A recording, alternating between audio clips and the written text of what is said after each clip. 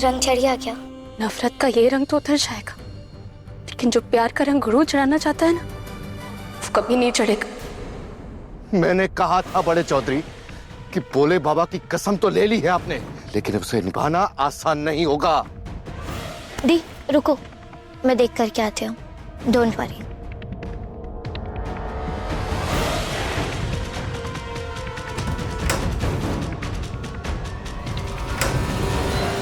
गुरु यार, तुम्हारी वफादारी के चक्कर में ना ताऊ जी से बगावत कर बैठे हम।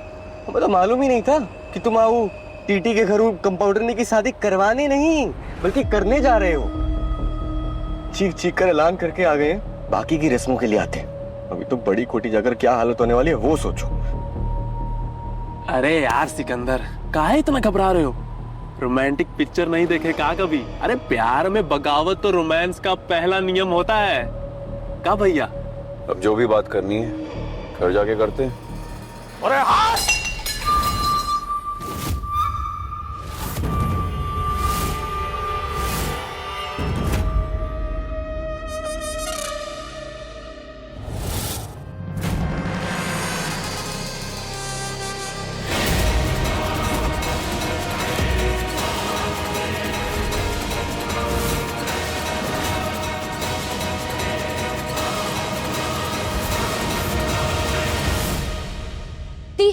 दी, पापा ने गुरु के पापा को कॉल करके बहुत कुछ सुना दिया है। वो लोग इतने डेंजरस लोग हैं, वो लोग पापा को कुछ करेंगे तो नहीं ना? वो क्यों कुछ करेंगे पापा को? और गलती तो उनकी थी, उनके बेटे से गलती हुई है। वैसे भी जैसे पापा वैसे बेटा, और निपटे दोनों आपस में। हमारी तरफ से तो चैप्टर क्लोज था ना, बस वो गुरु ना उसके पापा की सुन ले बस। रे, बड़ा वाला डंडा लेके आओ। अरे डंडा लेके आओ।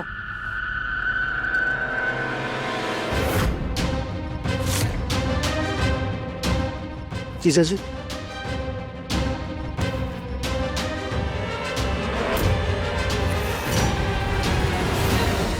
अरे सुनिए जी, ये क्या करे? एक बार उसकी सुन तो लीजिए। जो सुनना था सुन चुके। अरे तुम्हारे कारण टीटी की 100 बातें सुननी पड़ी हमें। अरे जबान दी थी हमने, कसम खाई थी भोलेनाथ की, लेकिन तुमने अपनी आशिकी के चक्कर में हमरे वचन की धज्जियां उड़ा दी। अरे नहीं,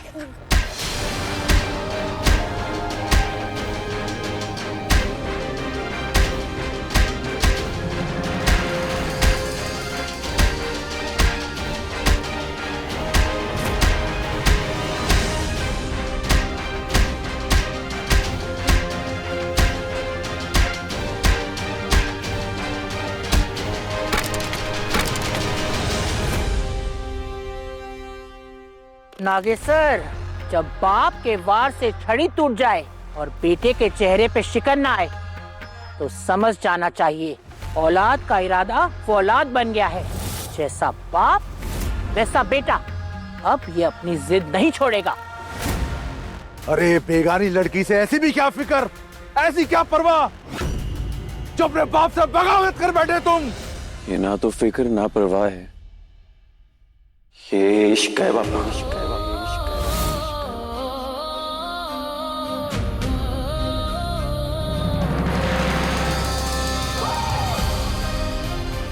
ऐसा इश्क जिसके आगे हमें कुछ भी समझ में नहीं आ रहा। सुनना होता तो वो पहले ही सुन लेता। गुरु जिद पे आ गया है, वो आप क्या बोलते हो, पैशनेट जुनूनी टाइप हो गया है। अब उसे रोकना इम्पॉसिबल है दी। हम खुद को रोक पाते तो कब से रुक चुके होते। दुनिया के लिए शायद ये किताबी बातें हों, और जैसे लहरों को किनारे पे आने से कोई नहीं रोक सकता, जैसे परवाना का शम्मा में जल के फना हो जाना कोई रोक नहीं सकता, वैसे हम खुद को नहीं रोक पा रहे हैं पापा। क्योंकि ये हमारी जिद नहीं, हमारा जुनून है, और ये जुनून रोकना हमारे बस की बात नहीं है। उसके बस में आकर खुद को रोक पाना नहीं है तो देखना निक्की, मैं भी उसके सामने खुद को कमजोर नहीं होने दूंगी। उसका इश्क जुनूनी हो सकता है, पर मैं उसकी कभी नहीं हो सकती।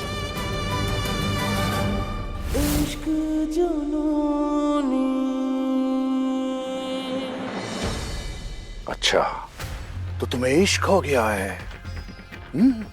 जुनून की हद तक? और किससे?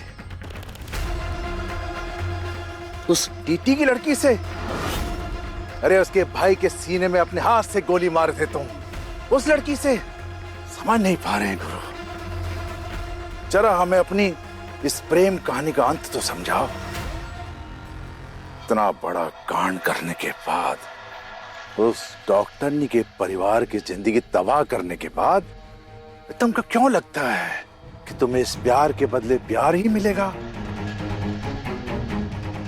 हमें अपनी इज्जत पर बहुत अभिमान है गुरु, लेकिन उससे ज्यादा हमें अपने बेटे से प्यार है। चलो, तुम्हारी जिद के आगे झुककर हमने उस लड़की को जबरदस्ती उठा भी लिया और तुम्हारा उससे ब्याह भी कर दिया। तो अपने पापा की एक बात याद रखना गुरु, वो लड़की बहू बनकर नहीं, बर्बादी बनकर आएगी।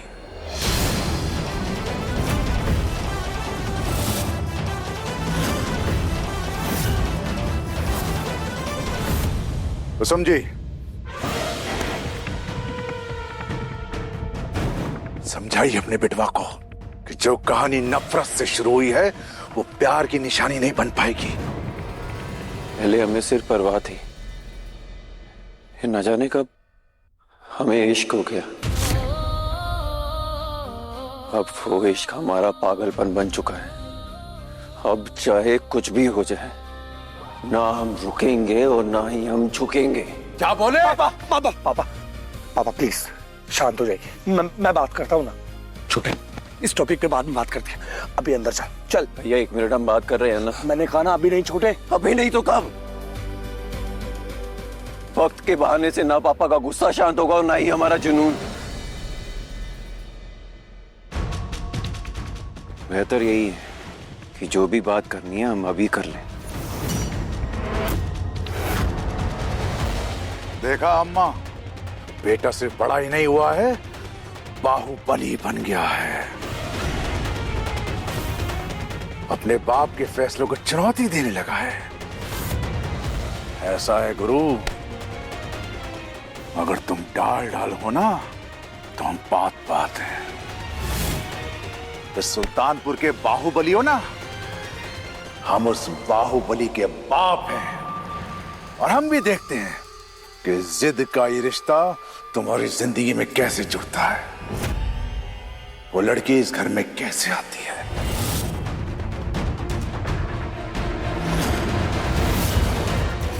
तो अब ये लड़ाई इस चौधरी परिवार की नहीं, ये सिर्फ तुम्हारी है। और ये बड़ी कोठी की सत्ता, यहाँ के पेड़ का एक एक पत्ता तुम्हारा साथ नहीं देगा। सुना सबने? कोई भी नहीं।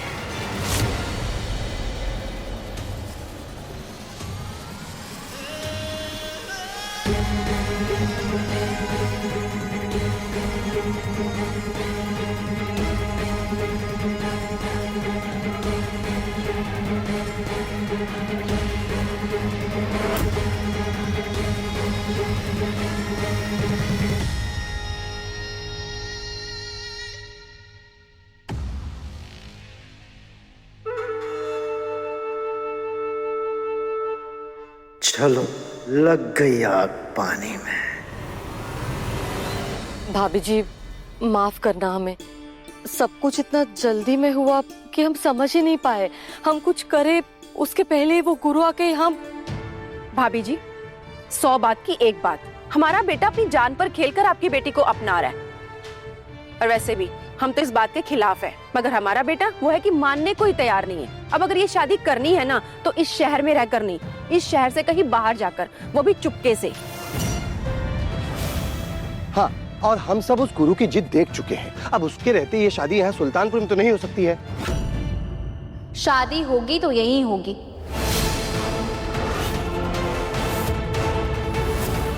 उस गुरु से डर के मैं कहीं नहीं जाने वाली।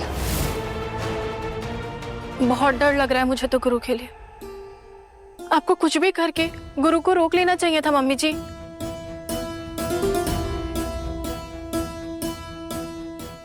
पर क्यों मम्मी जी? देखा नहीं आपने, रूहानी के बाद में ही गुरु और पापा जी को हमने सामने लाकर खड़ा कर दिया। अगर गुरु ने जिद नहीं छोड़ी ना, तो ना जाने आगे क्या होगा। आगे की चिंता तो हमें भी है बहू, लेकिन एक बात तय है कि गुरु जिस राह पे निकला है वहां से लौटना तो मुमकिन है, पर जायज नहीं। क्योंकि अब रूहानी सिर्फ गुरु की चाहत नहीं, किस्मत है। क्या मतलब मम्मी जी?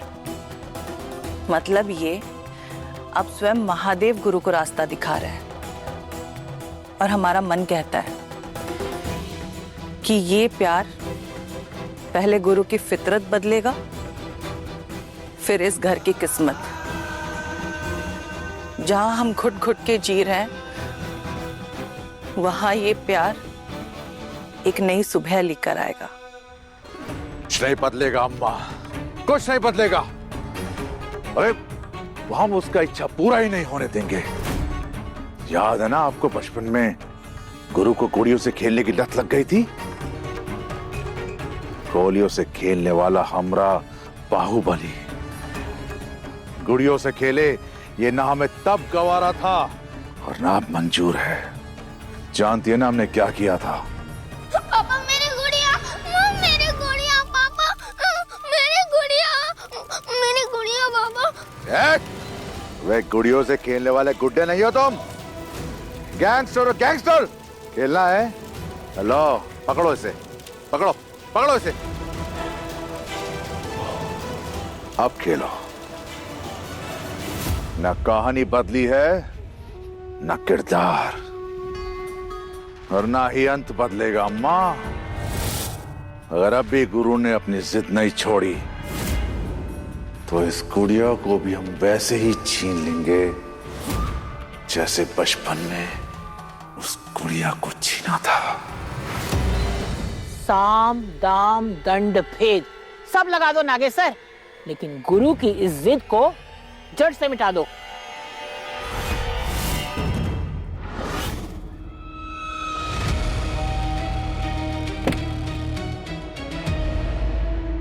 भैया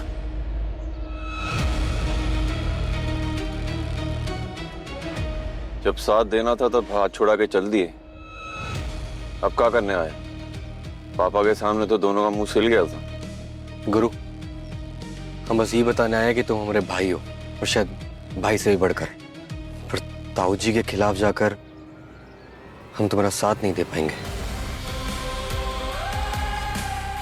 और तुम बगावत के बड़े डायलॉग मारते थे, अब करनी है बगावत? भैया वो हम जोश जोश में ज्यादा बोल गए थे, सॉरी। पर हमारी मानिए तो आप भी अंकल जी की बात मान लीजिए। डरपोक डरपोक नहीं, समझदार हैं दोनों। पापा,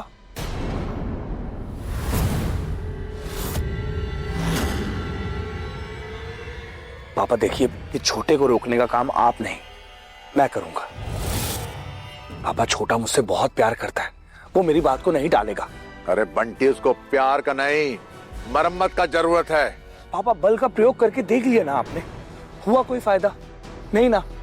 पापा, छोटे को रोकने के लिए बल की नहीं बल्कि बुद्धि और भावनाओं की जरूरत है। Let me handle it, please. मानेगा तुम्हारी बात वो? पापा मानेगा।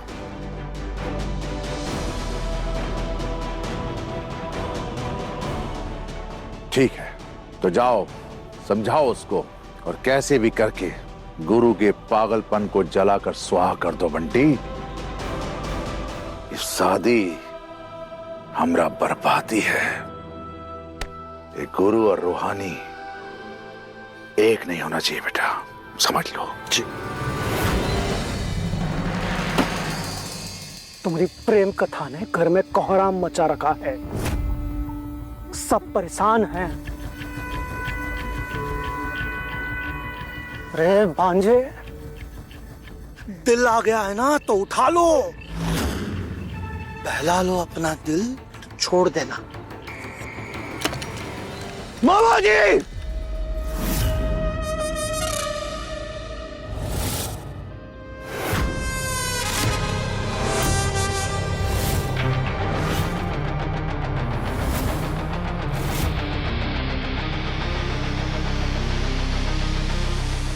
हमारे रिश्ते ने आज आपकी जान बचा ली मामा, वरना आज आपकी जुबान मामी के सातों मांग उजाड़ देती।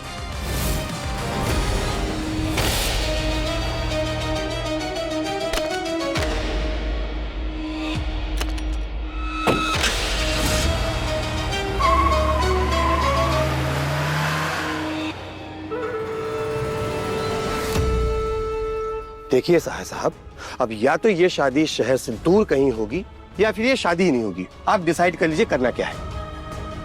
कैसी बातें कर रहे हैं समधी जी, कल कार्ड भी छप के आ जाएंगे, हम सब कुछ कैसे मैनेज करेंगे?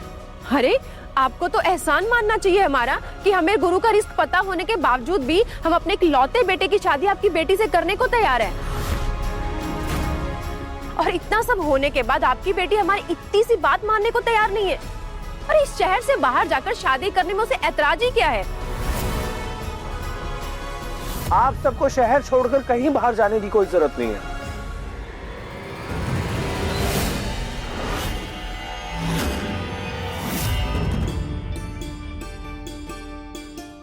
रूहानी की शादी इसी शहर में होगी।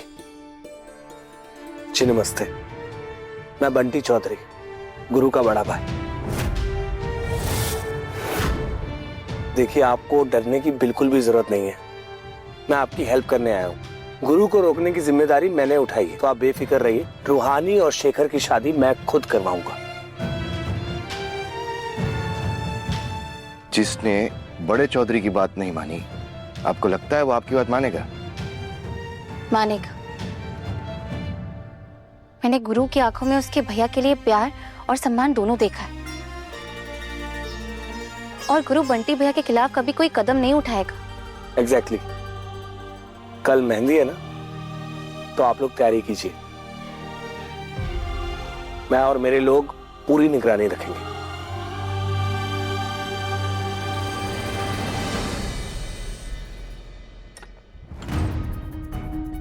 इका है बहुरिया, फिर से लौकी की सब्जी? सच कह रहे हैं, ना तुम्हारा जीवन में स्वाद है ना तुम्हारे हाथों में स्वाद है। जाने कहाँ देखकर नागेश्वर के बाबूजी तुम्हें बहू बना लिए। खैर छोड़ो, गुरु कहाँ है? घर आया? नहीं अम्मा।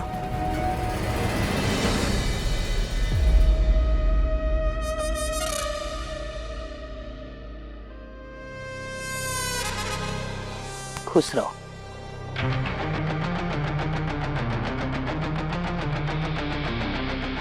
और गुरु, अपना जिद पे लगाम कस लो। वो टीटी की लड़की की गली भूल जाओ, समझे? बंटी ने बेड़ा उठाया है शेखर और उस डॉक्टरनी के ब्याह का। अब तुम इसके बीच में मत आना।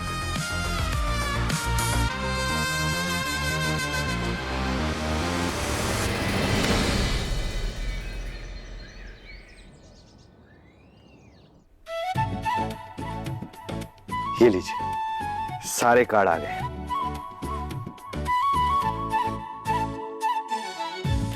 ये देखो रूहानी, आयुष्मती रूहानी सहाय संग आयुष्मान शेखर तिवारी। रूहानी के पापा, हम सारे कार्ड्स आज ही बांट देंगे। हाँ हाँ। अरे मम्मी, मैं और शेखर चले जाएंगे ना, और वैसे भी काम जल्दी हो जाएगा। पापा को क्यों परेशान कर रहे हो आप? देखिए, ये आप लोगों का पर्सनल मैटर है, लेकिन मेरा ये सजेशन है कि अगर कार्ड्स बांटने हैं तो मुझे और रूहानी को जाना चाहिए। मुझे गुरु पे भरोसा नहीं है, वो शेखर को देखकर आउट ऑफ कंट्रोल हो सकता है। हाँ हाँ, आप बिल्कुल सही कह रहे हो। आप ही रूहानी के साथ चले जाइए। और वैसे भी शेखर को यहाँ कोई जानता तो है नहीं, तो थोड़ा ऑड भी लगेगा ना। ठीक है पापा, आप मुझे ना सारे गेस्ट की लिस्ट शेयर कर दीजिएगा, उसके अकॉर्डिंग मैं कार्ड बांट दूंगी और काम जल्दी हो जाएगा। ठीक है बेटा। चले रूहानी? चल। निकी बेटा, रूहानी के पास जा और एक कार्ड ले, भगवान के सामने भी रखना है ना हमें। ओके मामा। रूहानी दी रुको।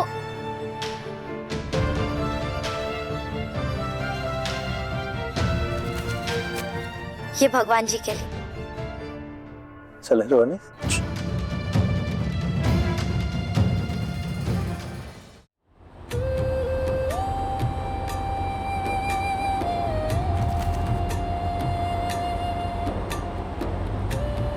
आप भैया 1 मिनट रुकना, मैं ना अभी आती हूँ, बस थोड़ी देर में।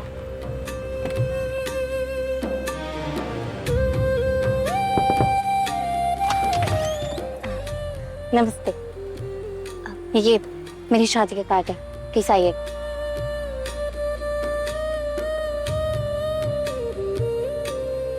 हो गया रोहानी? हाँ चले चलिए। चलिए भाई। यहाँ पे रुकना जरा।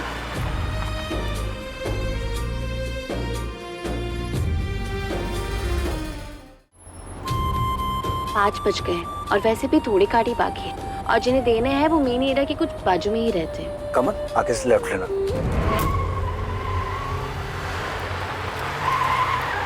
अरे कमल भैया क्या हुआ है, ऐसे ब्रेक क्यों मारी? वो देखिए गुरु भैया।